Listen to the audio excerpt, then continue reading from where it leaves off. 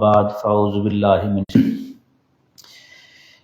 یا ایھا الذین آمنوا کتب علیکم الصیام کما کتب علی الذین من قبلکم لعلکم تتقون۔ صدق اللہ العظیم۔ زیب مسند صدارت گرامی مرتبت پروفیسر ڈاکٹر ہارون عثمانی صاحب، نہایت قابل احترام جناب سیف الرحمن عتیق صاحب، ڈاکٹر اسلم حیات صاحب، جناب محمد فیاض صاحب، دیگر حاضرین شرکاء، خواتین و حضرات، السلام علیکم ورحمۃ اللہ وبرکاتہ۔ موضوع نہایت اہم ہے اور اس کا ربط بھی بڑا خوبصورت ہے۔ رمضان، قرآن اور انسان۔ تو ہم انسان سے شروع کرتے ہیں اور پھر قرآن تک رمضان کے تھرو چلتے ہیں۔ انسان ایک ناؤن ہے، اسم ہے، جس کے مختلف مادہ ہے اشتقاق اس کے بیان کیے گئے ہیں۔ ان میں ایک انس ہے کہ انسان انس سے نکلا ہے، اس لیے یہ محبت پسند کرتا ہے، توجہ چاہتا ہے، اور محبت کے رشتے اس کو اپنی طرف کھینچتے ہیں۔ یہ اس کے مزاج کا حصہ ہے۔ دوسرا کہا جاتا ہے کہ انسان جو ہے وہ ایناس سے نکلا ہے۔ ایناس قرب کو کہتے ہیں، احساس کو کہتے ہیں۔ اور اگر کسی میں کسی کا احساس نہیں ہے، کسی کا دل کسی کی یاد میں دھڑکتا نہیں ہے، کسی کے فراق کو محسوس نہیں کرتا، کسی کے وصال کی لذت سے شاد کام نہیں ہوتا، اس کا مطلب ہے شرف انسانیت کا وہ خاصہ جو اس میں ہونا چاہیے تھا وہ کمزور پڑ گیا ہے۔ اس کو اس طرف توجہ دینے کی ضرورت ہے۔ جیسے ساغر کے غالباً شعر ہیں، وقار یزداں نا حسن انسان، ضمیر عالم بدل گیا ہے، کہیں مشیت پہ نیند طاری، کہیں معیشت تڑپ رہی ہے، مجھے یقین ہے کہ اس جہاں میں ضرور فرعون جی اٹھا ہے، قدم قدم پر خدائے برتر تیری فضیلت تڑپ رہی ہے۔ کبھی شبستاں کے رہنے والوں غریب کی جھونپڑی بھی دیکھو، خزاں کے پتوں کے جھانجھنوں میں کسی کی عصمت تڑپ رہی ہے۔ تو جب احساس ختم ہو جائے تو اس کا مطلب ہے انسانیت رخصت ہو گئی ہے۔ تو ایک اس کا جو مادہ اشتقاق ہے وہ ایناس بھی بیان کیا جاتا ہے، اور ایک اس کا نسیان ہے۔ نسیان کے کئی پہلو ہیں، کئی مظاہر ہیں، اور یہ بھی بڑی دلچسپ بات ہے کہ نسیان ایک حوالے سے ایک نعمت بھی ہے۔ اگر نسیان نہ ہوتا تو جو حادثات زندگی میں رونما ہوتے ہیں لوگ ان کو برداشت نہ کر پاتے، ان کے اعصاب چٹک جاتے، ان کو برین ہیمریج ہوتے، مسائل پیدا ہوتے۔ اس حوالے سے تو نسیان جو ہے وہ نعمت ہے، لیکن اس کا ایک اور پہلو بھی ہے کہ انسان جب اپنی خودی کی معرفت کے بعد اللہ کی طرف رجوع کرتا ہے، اس کے رسول رحمت صلی اللہ علیہ وسلم کی طرف متوجہ ہوتا ہے، تو پھر اس کا یہ بھی مفہوم ہے کہ اس کا تعلق پھر ساری دنیا سے کٹ کر جو یکسوئی کا تعلق ہے نا، وہ اللہ اور اس کے رسول صلی اللہ علیہ وسلم کی طرف چلا جاتا ہے۔ پھر اس کی حالت یہ ہوتی ہے، گفتگو کسی سے ہو دھیان تیرا رہتا ہے، ٹوٹ ٹوٹ جاتا ہے سلسلہ تکلم کا، یا پھر وقف ہے ذہن فقط تیرے تصور کے لیے، تجھ کو بھولا ہی کہاں ہوں کہ تجھے یاد کروں۔ تو یہ ایک نعمت ہے اگر بندے کا رخ جو ہے وہ اپنے خالق اور مالک کی طرف ہو جائے۔ تو انسان اشرف المخلوقات ہے اور اللہ کا ایک پسندیدہ وجود ہے جسے اس نے اپنے ہاتھوں سے تراشا ہے، پھر اپنی روح اس میں ڈالی ہے، اور اس کا تذکرہ قرآن پاک میں اللہ تعالیٰ نے بڑے اہتمام کے ساتھ کیا اور بڑی شان کے ساتھ کیا۔ مثلا سورہ مومنون میں اللہ تعالیٰ نے ارشاد فرمایا وَلَقَدْ خَلَقْنَا الْإِنسَانَ مِنْ سُلَالَةٍ مِّن طِينٍ کہ ہم نے انسان کو اس کا جو جوہر ہے وہ مٹی سے ہم نے اٹھایا ہے اس کا انسان اول، ثم جعلناہ نطفۃ فی قرار مکین، پھر اسے پانی کی ایک بوند کی شکل میں انتہائی قرار کی جگہ پر رکھا۔ تخلیق انسانی کا سلسلہ جب آگے شروع ہوا، پھر اللہ نے فرمایا ثم خلقنا نطفۃ علقۃ، پھر اس پانی کی بوند کو ہم نے جمے ہوئے خون میں، یہ بھی ایک ہم لفظوں کا اعتبار کرتے ہوئے کہہ رہے ہیں، ورنہ اس خون بستہ میں بھی زندگی ہوتی ہے اور اسی نے آگے بڑھنا ہوتا ہے، تو اس کی صورت میں تبدیل کیا۔ اور پھر فخلقنا العلقۃ مضغۃ، پھر اس خون بستہ کو ہم نے گوشت کے لوتھڑے میں تبدیل کیا۔ فخلقنا المضغۃ عظاما، پھر اس گوشت کے لوتھڑے میں ہڈیاں پیدا کی۔ فکسونا العظام لحما، پھر ان ہڈیوں کے اوپر ریشم جیسی جلد ہم نے چڑھائی۔ ثم انشأناہ خلقا آخر، پھر اس میں روح پھونک کر اسے ایک نئی مخلوق بنا دیا۔ اس میں دو چیزیں ہیں، ایک ہے خلق اور ایک ہے امر۔ الا لہ الخلق ولہ الامر، خلق میں تدریج ہوتی ہے، گریجولی چیزیں آگے بڑھتی ہیں، جیسے بیج سے درخت بنتا ہے، پورا پروسیس ہے، پانی کی ایک بوند سے انسان وجود پاتا ہے۔ جو امر ہوتا ہے نا، اس میں فی الفور اس کا اثر ہوتا ہے، اذا اراد شیئا ان یقول لہ کن فیکون۔ تو جو اس کا انسان کا جو وجود ہے وہ خلق کے مرحلے سے گزرا ہے، جو اس میں روح ہے وہ امر ہے۔ تو اللہ کی دونوں شانیں جو ہے انسان کے اس وجود میں موجود ہیں۔ ثم انشأناہ خلقا آخر، پھر ہم نے اس میں روح پھونک کر اسے ایک نئی مخلوق بنا دیا۔ یہ سارے مرحلے ذکر کر کے اللہ نے آگے کیا فرمایا؟ فتبارک اللہ احسن الخالقین، بس بڑی برکتوں والا ہے اللہ، اور وہ سارے خالقوں سے بڑھ کر زیادہ حسن والا خالق ہے۔ یعنی کسی چیز کی تخلیق پر اللہ تعالیٰ نے اتنے اہتمام کے ساتھ اپنے آپ کو پیش نہیں کیا، اور پھر کسی چیز کی تخلیق کا ذکر کر کے اپنے آپ کو احسن الخالقین نہیں کہا۔ صرف حضرت انسان کی تخلیق کے سارے مرحلے ذکر کرنے کے بعد اپنے آپ کو احسن الخالقین قرار دیا ہے۔ پھر اس پر بس نہیں ہے، اب جو لٹریچر کا ذوق رکھتے ہیں، لٹریچر کسی بھی زبان کا ہو، بہرحال وہ دل پر اثر کرتا ہے۔ یہ جو احسن ہے نا، یہ سپرلیٹو ڈگری ہے، سب سے زیادہ حسین۔ اب تخلیق کی صلاحیت انسان میں بھی اللہ تعالیٰ نے رکھی ہے، انسان بھی کئی چیزوں کا خالق ہے، مصنف ہے، مصور ہے، پتہ نہیں کیا کیا ہے، اور کائنات میں کیا کوئی جو ایک انہونیاں ہوتی ہیں، جو گہرائیاں ہیں، پہنائیاں ہیں، ان سے اہل علم واقف ہیں، لیکن اللہ احسن الخالقین ہے۔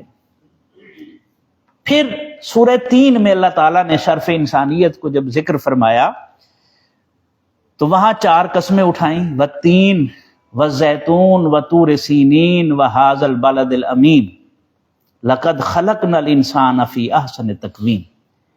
مجھے انجیر کی قسم، مجھے زیتون کی قسم، مجھے طور سینہ کی قسم، مجھے اس امن والے شہر مکہ کی قسم۔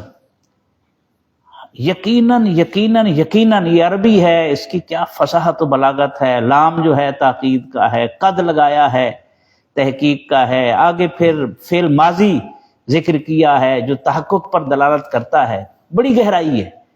یہ تینوں تاکید بالائے تاکید بالائے تاکید لگا کر فرمایا لقد خلقنا الانسان فی احسن تقویم۔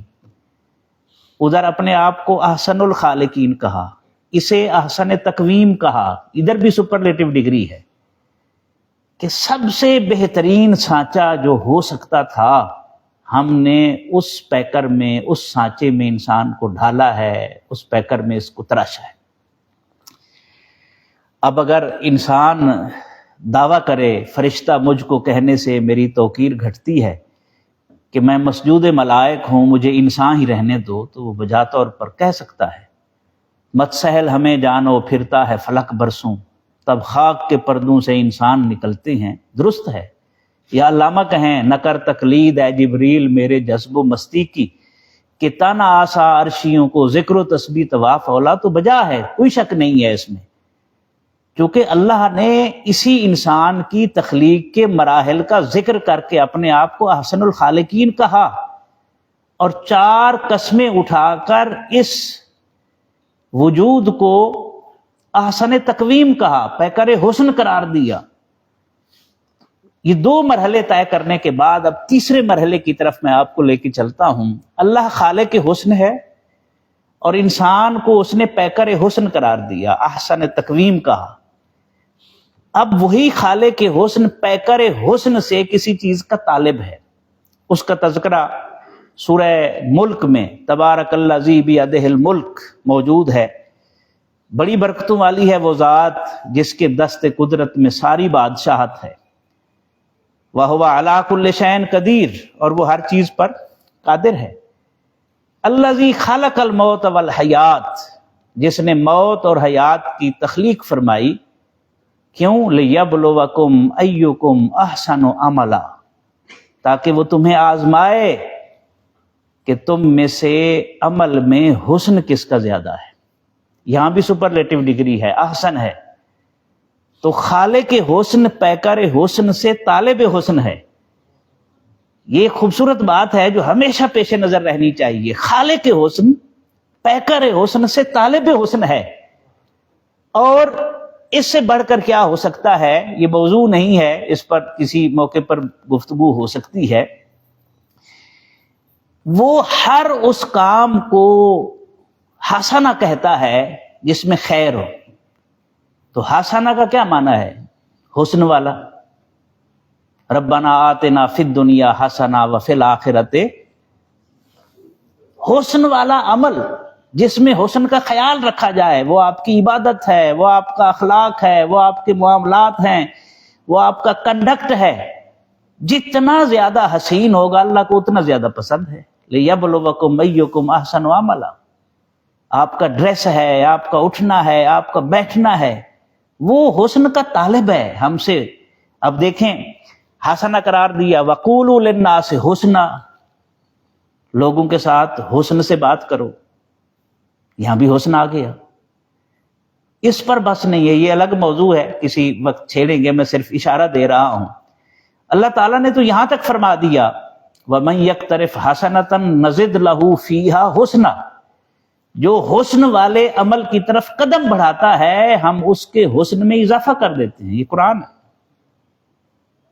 تو خالق حسن پیکر حسن سے طالب حسن ہے، اور وہ اس خیر کے ہر عمل کو حسنہ کہتا ہے جس میں حسن کے تقاضے پورے کیے جائیں، اور جس میں حسن کے تقاضے پورے نہ ہوں اسے وہ سیئہ کہتا ہے۔ حسن صرف ظاہر میں نہیں ہوتا، وہ ڈاکٹر خورشید رضوی صاحب کا کیا خوبصورت شعر ہے کہ آنکھ میچو گے تو کانوں سے گزر آئے گا حسن، سیل کو دیواروں در سے واسطہ کوئی نہیں۔ حسن تو حسن ہے، وہ کسی رنگ میں ہو، کہیں بھی ہو، حسن جس رنگ میں ہوتا ہے جہاں ہوتا ہے، اہل دل کے لیے سرمایہ ہے جہاں ہوتا ہے۔ تو یہ اپنی جگہ پر ہے، لیکن خالق حسن پیکر حسن سے طالب حسن ہے، اس جملے کو پیش نظر رکھیں، پھر ہم آگے بڑھ رہے ہیں۔ اسی چیز کا اظہار کرتے ہوئے اللہ نے انسان کو اس کی غفلت سے جگاتے ہوئے قرآن پاک میں ارشاد فرمایا، یا ایھا الانسان، وہ غفلت میں پڑے ہوئے انسان، ما غرک بربک الکریم، تجھے اپنے کریم رب کے بارے میں کس چیز نے دھوکے میں ڈال دیا؟ رب کا کی جو ضمیر ہے نا، اس میں بڑی معنویت ہے۔ رب کا، رب ہے ہی تیرا، تیری وجہ سے تو وہ احسن الخالقین کہتا ہے اپنے آپ کو، اور پھر کریم کی صفت لگائی، اور پھر اس کریم کی صفت کی آگے وجوہات بھی بیان کر دی کہ تجھے اپنے کریم رب کے بارے میں کس چیز نے دھوکے میں ڈالا؟ الذی خلقک، جس نے تجھے عدم سے وجود بخشا، فسواک، تیرے اعضاء کو متساوی بنایا، فعدلک، پھر جس عضو کو جہاں ہونا چاہیے تھا اسے وہاں پر رکھا۔ اس کریم رب کے بارے میں بھی تو دھوکے میں پڑ گیا، اس ایسے کریم رب کے بارے میں جو پانی کی بوند سے اٹھا کر تجھے یہاں تک لے آیا، پیکر رانا بنا دیا، فضیلت عطا فرما دی، شرف انسانیت بخشا، فرشتوں سے سجدہ کرایا، اشرف المخلوقات بنایا، اس اپنے کریم رب کے بارے میں تو دھوکے میں پڑ گیا۔ انسان سے محبت دیکھے رب کی، پھر اس پر بھی بس نہیں ہے دوستو، بڑی عجیب بات ہے۔ ایک اور جگہ پر اللہ تعالیٰ نے ارشاد فرمایا ما یفعل اللہ بعذابکم ان شکرتم وآمنتم، اللہ تمہیں عذاب دے کر کیا کرے گا اگر تم شکر کی روش اپنا لو اور ایمان کے ٹریک پر آ جاؤ۔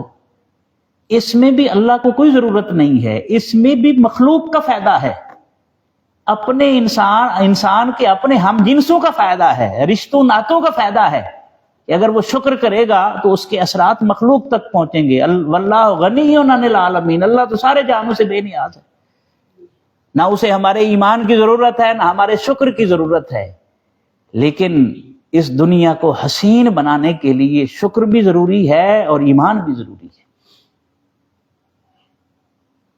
اس سے آپ اندازہ لگا لیں کہ انسان کا مقام اور مرتبہ کیا ہے قرآن پاک میں۔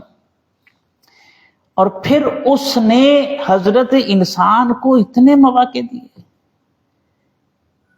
جتنا اس کی زندگی کو اللہ تعالیٰ نے مختلف شکنجوں میں کس دیا، مثلا نفس ہے انسان کے ساتھ، اور غالب کے الفاظ میں ایمان مجھے روکے ہے تو کھینچے ہے مجھے کفر، کعبہ میرے پیچھے ہے کلیسا میرے آگے، ہر لمحہ اس پرسرات سے انسان گزرتا ہے، کوئی شک نہیں ہے۔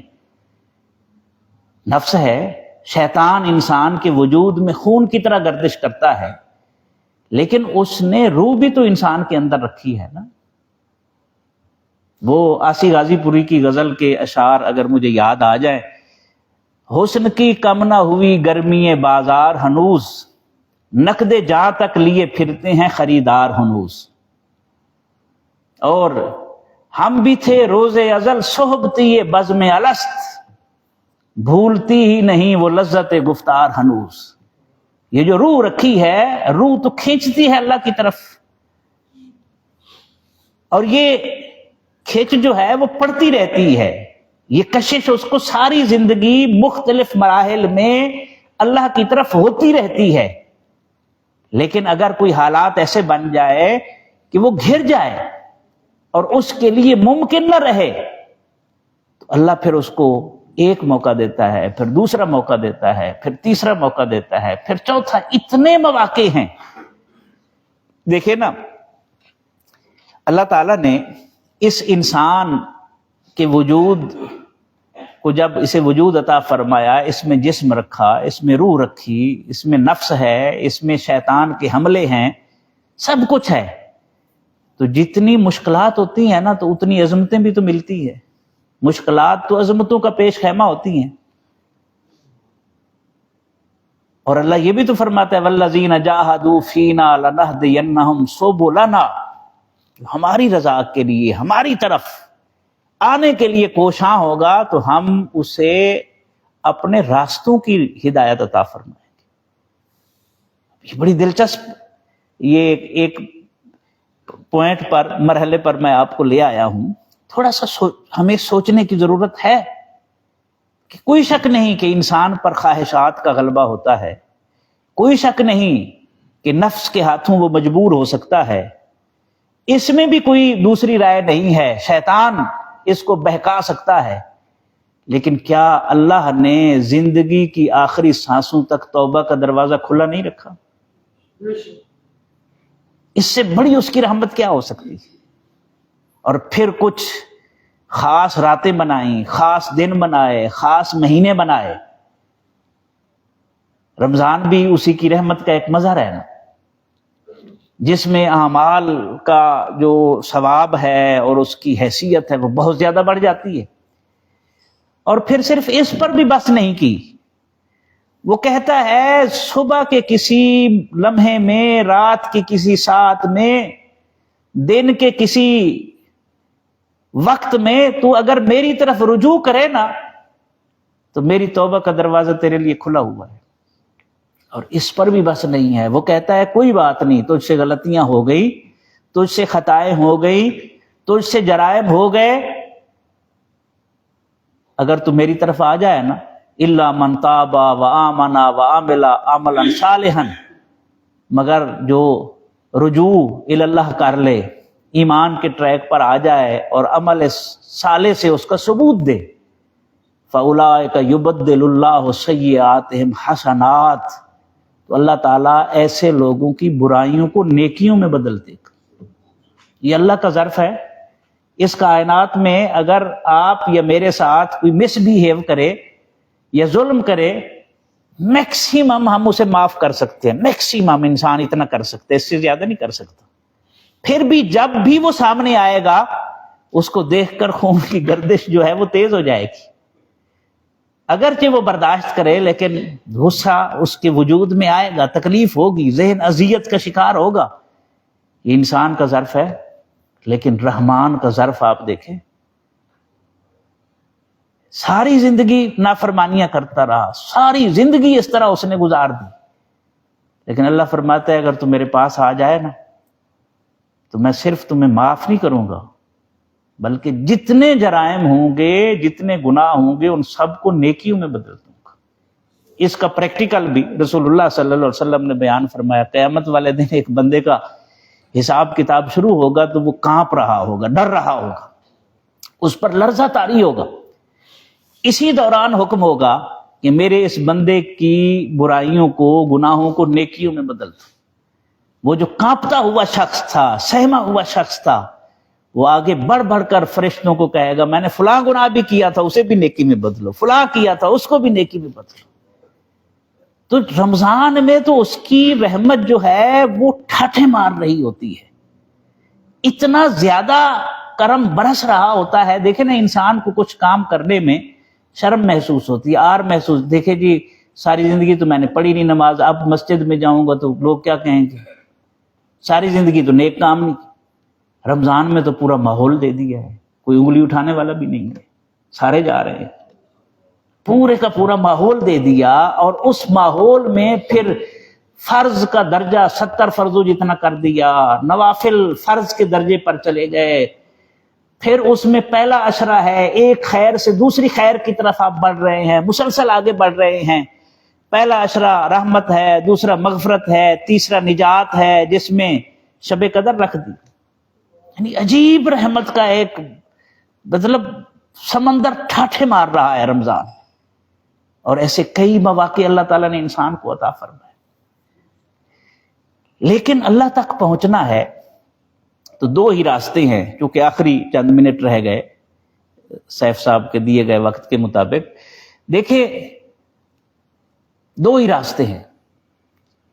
پہلا راستہ ہے صاحب قرآن صلی اللہ علیہ وسلم سے تعلق مضبوط کریں، کیونکہ وَأَنزَلْنَا إِلَيْكَ ذِكْرًا لِتُبَيِّنَ لِلنَّاسِ مَا نُزِّلَ عَلَيْهِمْ۔ اے حبیب صلی اللہ علیہ وسلم، ہم نے آپ کی طرف یہ ذکر نازل کیا تاکہ آپ لوگوں کے سامنے اسے کھول کر بیان کریں۔ رسول کی تبیین کے بغیر قرآن سمجھ نہیں آ سکتا، یہ بات ذہن میں رکھ لیں۔ یہ قرآن پاک میں واضح طور پر اللہ نے فرما دیا۔ کچھ لوگ یہ کہتے ہیں کہ قرآن تبیان اللہ کل شے ہے، تفسیر اللہ کل شے ہے۔ یاد رکھیں، یہ رسول کے حق میں تبیان اللہ کل شے ہے، تفسیر اللہ کل شے ہے۔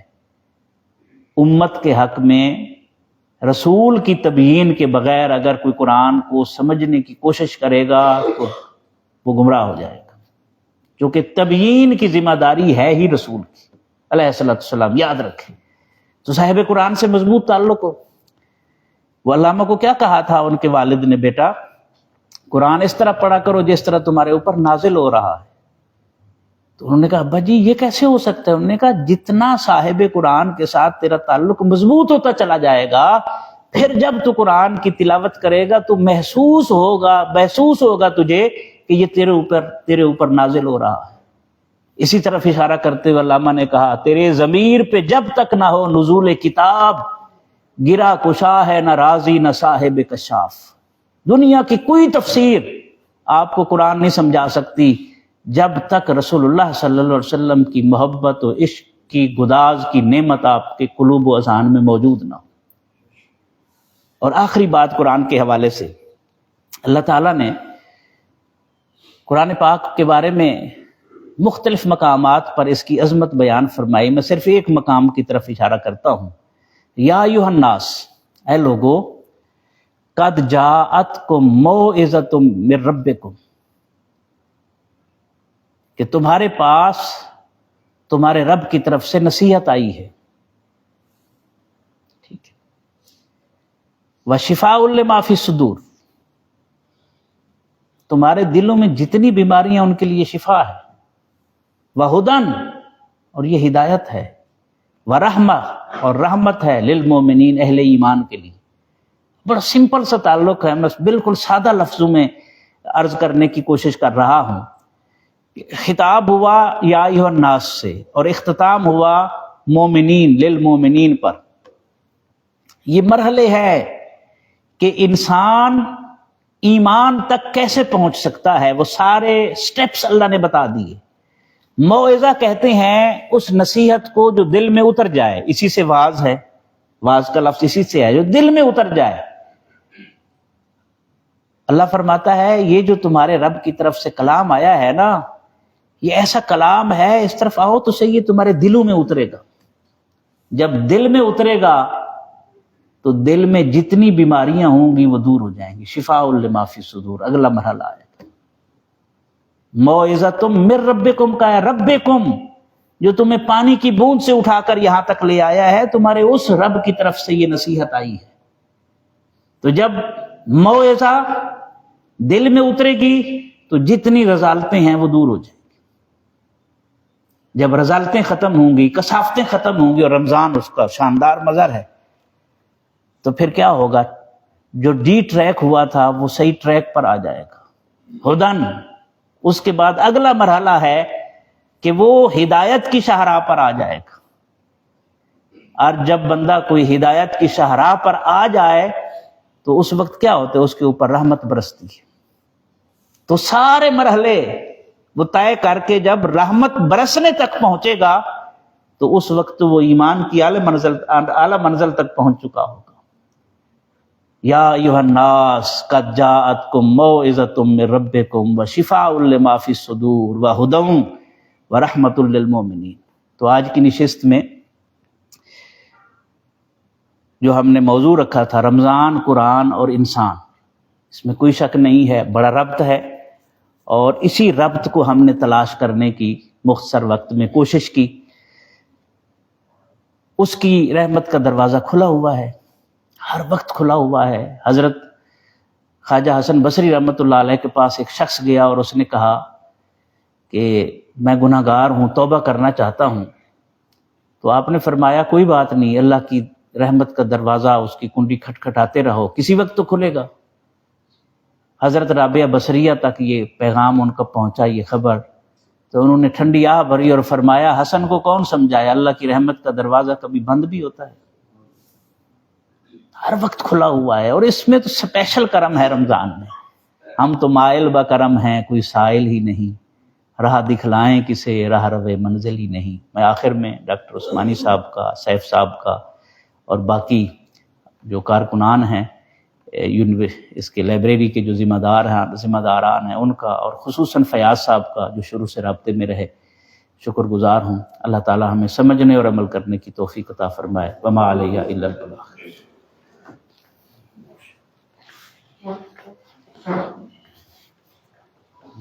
جی